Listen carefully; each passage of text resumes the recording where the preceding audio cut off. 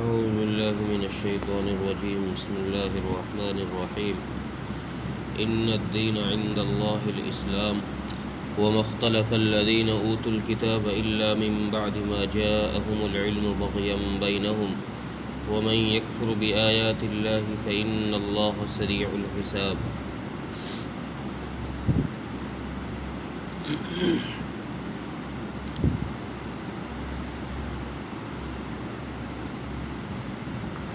پچھلی آیتوں میں توحید کو بیان کیا گیا تھا. اس آیت میں بھی اللہ تبارک و تعالیٰ نے اسلام کے پسندیدہ ہونے کو بیان فرمایا. اللہ کے نزدیک دین جو پسندیدہ ہے، اللہ جس کو پسند فرماتے ہیں، جس کو یہ کہہ لیجئے کہ جس کے مطابق عمل کو قبول کرتے ہیں، وہ دین اسلام ہے.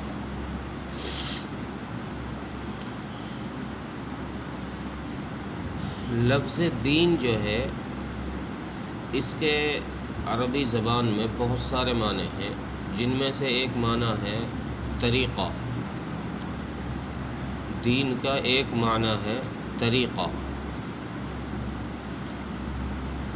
اللہ تبارک و تعالیٰ نے یہاں اس لفظ کو بول کر اس طرف اشارہ کر دیا کہ جتنے انبیاء علیہم الصلاۃ حضرت آدم سے لے کر خاتم الانبیاء حضرت محمد صلی اللہ علیہ وسلم تک جتنے نبی اور رسول آئے ہیں، ان سب کو جو اصولی احکامات دیے گئے ہیں، اصولی احکامات جو ان کو دیے گئے ہیں، اس کا نام دین ہے.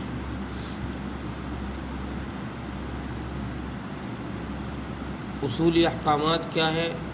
کہ اللہ تبارک و تعالیٰ کو ایک ماننا، اس کی ذات کے ساتھ کسی کو شریک نہ کرنا، اور اس کے علم کو لامحدود ماننا کہ اس کا علم کہیں پر جا کر محدود نہیں ہوتا، اور ہر چیز اس کے علم میں ہے، کہیں کوئی نقص نہیں آ سکتا. اسی طریقے سے روز قیامت کا، قبر کا، حساب و کتاب کا، ان سب چیزوں کا یقین رکھنا، اس کا نام دین ہے. اور یہ مشترکہ وہ اصول ہے جو تمام انبیاء علیہ السلام کی شریعت میں تھا. ایک لفظ آتا ہے مذہب. مذہب ان فروعی احکامات کو کہتے ہیں جو مختلف زمانوں میں مختلف امتوں کے لیے مختلف رہے ہیں. وہ فروعی احکامات جو مختلف زمانوں میں مختلف امتوں کے لیے اور مختلف ہی رہیں. کسی امت کے لیے نماز کا کوئی طریقہ، کسی کے لیے روزے کا کوئی حکم، کسی کے لیے زکوٰۃ کا کوئی حکم. تو جو یہ مسائل ہوتے ہیں، یہ فروعی احکام ہیں، یہ ہر زمانے میں الگ الگ رہے. یہ نہیں کہ ہمارے لیے جو نماز کا مسئلہ ہے وہ پہلی امتوں کے لیے بھی سیم ہو. یہ الگ ہے. نماز کا حکم الگ چیز ہے، نماز کے مسائل الگ چیز ہے. نماز کا حکم تو سب کے لیے، ساری امتوں کے لیے، لیکن مسائل سب کے الگ الگ ہیں. اس کا نام مذہب ہے. ایک ہے اسلام. لفظ اسلام، اس کے معنی آتے ہیں فرما برداری کے، کہ بندہ اپنے آپ کو اللہ کے تابع بنا دے. یہ اسلام ہے. اس اسلام کو بھی اگر ایک نظریے سے دیکھا جائے تو یہ لفظ بھی ایسا مشترک ہے جو تمام انبیاء علیہ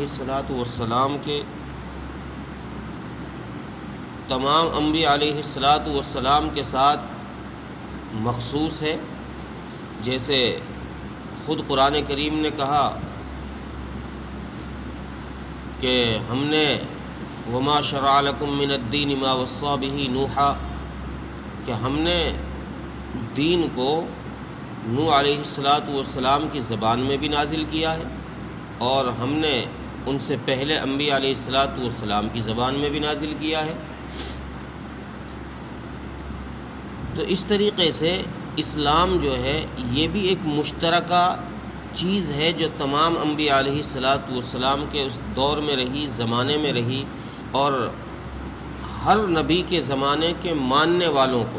چونکہ اسلام نام ہے اللہ کی فرما برداری کا، تو اس لیے جس دور میں جس نبی کے ماننے والے لوگ رہے ہیں وہ مسلمان کہلانے کے مستحق ہیں۔ اور حضرت نوح علیہ السلام کے بارے میں خود قرآن کہتا ہے وَأُمِرْتُ أَنْ أَكُونَ مِنَ الْمُسْلِمِينَ، میں مسلمان ہوں۔ اسی طریقے سے حضرت عیسیٰ علیہ السلام کے ماننے والے جو حواریین تھے انہوں نے خود یہ بات، ان کے بارے میں قرآن نے خود یہ بات کہی کہ وَأَنَا مِنَ الشَّاهِدِينَ وَاشْهَدْ بِأَنَّنَا مُسْلِمُونَ، کہ جو عیسیٰ علیہ السلام کے ماننے والے لوگ ہیں یہ مسلمان ہیں۔ اسی طریقے سے حضرت ابراہیم علیہ السلام کے ماننے والے جتنے لوگ تھے، خود حضرت ابراہیم علیہ السلام نے ان کو مسلمان کہا، ربنا وجعلنا مسلمین لک ومن ذریتنا امۃ مسلمۃ لک، یہ حضرت ابراہیم علیہ السلام کی دعا ہے۔ تو اس سے یہ پتہ چلا کہ اسلام بھی ایک ایسی مشترکہ چیز ہے جو تمام انبیاء علیہ السلام کے زمانے کے ساتھ رہی ہے، کہ وہاں اس دور کے اس نبی کی، جس نبی کے زمانے میں جتنے لوگ اس کے پیروکار رہے ہیں، اس کے ماننے والے، نبی کی اطاعت کرنے والے رہے ہیں، وہی لوگ مسلمان کہلانے کے مستحق ہیں۔ اب چونکہ جب شریعتیں بدلتی رہی تو پچھلی شریعتیں منسوخ ہوتی رہی، اور آخر میں آ کر حضرت محمد صلی اللہ علیہ وسلم پر آ کر پچھلی ساری ادیان، ساری شریعتیں منسوخ ہو گئی۔ اب صرف حضرت محمد صلی اللہ علیہ وسلم کا دین ہی باقی رہا، اور آپ کے ماننے والوں کو ہی مسلمان کہا جانے لگا۔ اس لیے یہ تفسیر بھی ٹھیک ہے کہ یہ لفظ اسلام اور مسلمان یہ خالص انہی لوگوں کے لیے، امت محمدیہ کے لیے ہی استعمال کیا جائے۔ قرآن کریم میں بہت سی جگہ خاص اسی امت کے لیے اس لفظ کو استعمال کیا گیا ہے۔ تو اب اس دور میں جتنے لوگ رسول اللہ صلی اللہ علیہ وسلم کی تابع داری کرنے والے ہیں، فرما برداری کرنے والے ہیں، وہی لوگ ہیں جو اللہ تبارک و تعالیٰ کی اطاعت کرنے والے ہیں، اور انہی کو مسلمان کہا جاتا ہے۔ اس آیت سے ایک بات یہ بھی صاف ہو گئی کہ اللہ کے نزدیک جو اعمال قبول ہیں، اللہ جن اعمال کو قبول کرے گا وہ وہی اعمال ہوں گے جو نیک اعمال نبی کے طریقے پر ہوں گے۔ جو نیک اعمال نبی کے طریقے پر ہوں گے وہی اعمال اللہ کے یہاں مقبول ہوں گے، انہی پر اجر بھی ملے گا۔ اچھا، جو لوگ ایمان نہیں لائے لیکن نیک اعمال کیے ہیں، بہت سارے غیر مسلم نیک اعمال کرتے ہیں، ایمان نہیں ہوتا، پانی پلانا، غریبوں کی مدد کرنا، اور غریبوں کے لیے صدقہ خیرات، بہت ساری چیزیں وہ ایسے نیک اعمال کرتے ہیں، تو ان کے اس نیک عمل کا اللہ کے یہاں آخرت میں کوئی اجر نہیں ہے، چونکہ یہ نیک اعمال جو کیے جا رہے ہیں یہ دائرہ اسلام سے خارج ہے، نبی کے طریقے پر رہ کر نہیں کیے جا رہے، اور اعمال صالحہ وہ قبول کیے جائیں گے جو نبی کے طریقے پر رہ کر کیے جائیں۔ تو اس آیت سے یہ مسئلہ صاف ہو گیا کہ اگر کوئی انسان دنیا میں رہ کر نیک عمل کرتا ہے اور وہ یہ چاہتا ہے کہ میرے اس نیک عمل پر مجھے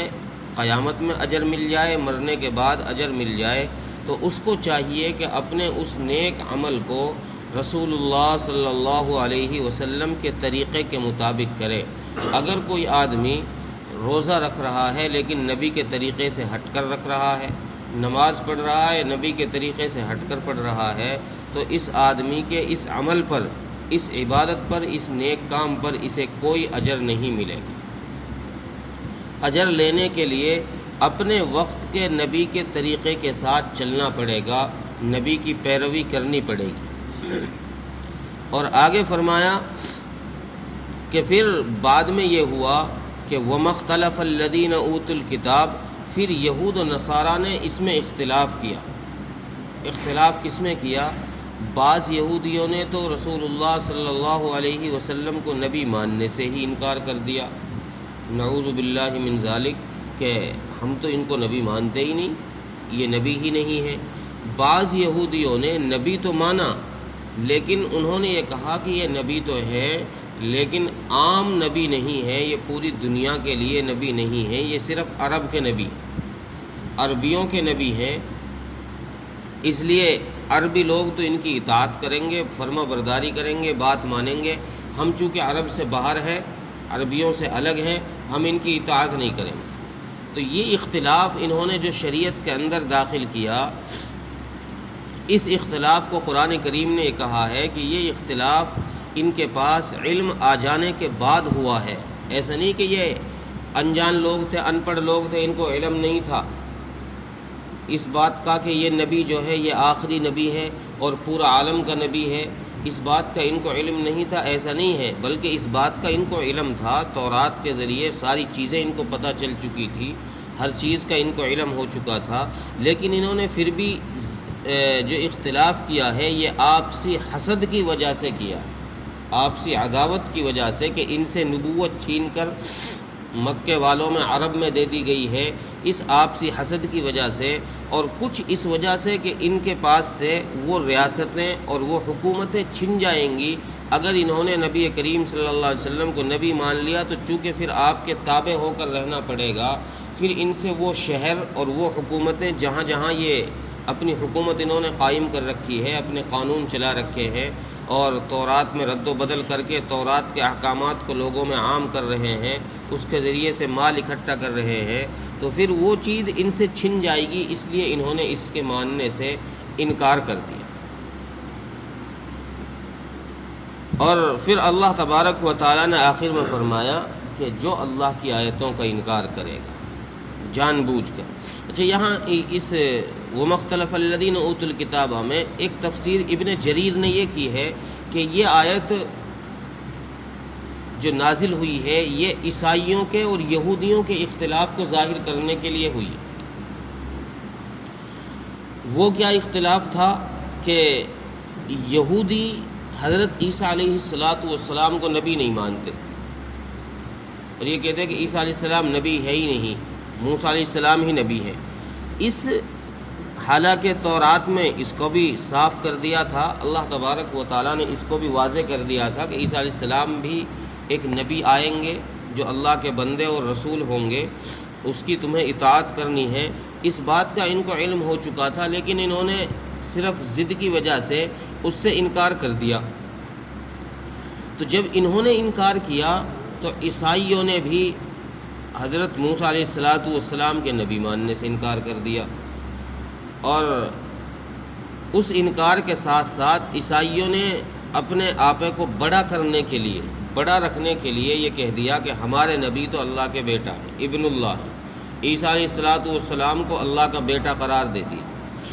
اب جب اللہ کا بیٹا، بھائی جتنا بڑا پاورفل انسان کی طرف آدمی اپنی نسبت کرے گا دنیا میں تو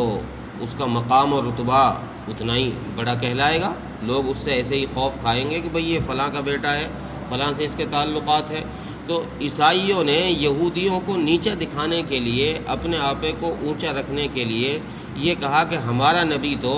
اللہ کا بیٹا ہے، تمہارا نبی تو نبی ہوگا، اللہ کا رسول ہوگا، ہمارا نبی جو ہے یہ اللہ کا بیٹا ہے، رسول ہونے کے ساتھ ساتھ اس کا مقام جو ہے بہت بلند ہے۔ جب یہ اختلافات ہوئے اور ان اختلافات کو قرآن کریم نے اس طور پر ظاہر فرمایا کہ دیکھو یہ اختلاف ان یہود و نصارہ میں جو ہو رہے ہیں یہ کم علمی کی بنیاد پر نہیں ہو رہے کہ ان کو علم نہیں ہے اس لیے بھئی یہ جھگڑا کر رہے ہیں، یہ تو جہالت کے اندر ہے، اندھیرے میں ہے، ان کے اندر یہ اختلاف ہو رہا ہے، یہ لا علمی کی وجہ سے ہو رہا ہے، بلکہ قرآن کریم نے اس کو ظاہر کر دیا کہ یہ اختلاف صرف آپسی حسد کی وجہ سے تھا، آپسی بغض کی وجہ سے یہ اختلاف تھا، اس کی اور کوئی وجہ نہیں تھی۔ اور پھر آخر میں فرمایا وَمَن يَكْفُرْ بِآيَاتِ اللَّهِ، اب جو بھی آدمی اللہ کی آیتوں سے انکار کرے گا، خواہ یہودی کرے یا نصرانی کرے، نصارہ کرے یا یہودی کرے، کوئی بھی اللہ کی آیتوں سے انکار کرے گا تو پھر اللہ تبارک و تعالیٰ سے اس کو ڈرتا رہنا چاہیے، کیونکہ اللہ تبارک و تعالیٰ بہت جلد اس سے حساب لینے والے ہیں۔ موت اب تھوڑی دیر میں آنے والی، بہت جلد موت کا فرشتہ آنے والا ہے، اور پھر موت کا فرشتہ آنے کے بعد حساب کا معاملہ برزخ میں بھی، اور پھر برزخ سے نکلنے کے بعد، قبر سے اٹھنے کے بعد میں پھر میدان حشر میں بھی حساب و کتاب ہونے والا ہے۔ اس لیے اس سے نمٹنا آسان نہیں ہے، اس لیے اللہ کی آیتوں کا یوں ہی انکار نہ کرو آپ سے حسد کی وجہ سے، اس سے اللہ تبارک و تعالیٰ نے ڈرایا۔ ترجمہ دیکھیں، ان الدین عند اللہ الاسلام، بے شک دین اللہ کے نزدیک وہ اسلام ہی ہے۔ وَمَا اخْتَلَفَ الَّذِينَ أُوتُوا الْكِتَابَ إِلَّا مِن بَعْدِ مَا جَاءَهُمُ الْعِلْمُ بَغْيًا بَيْنَهُمْ،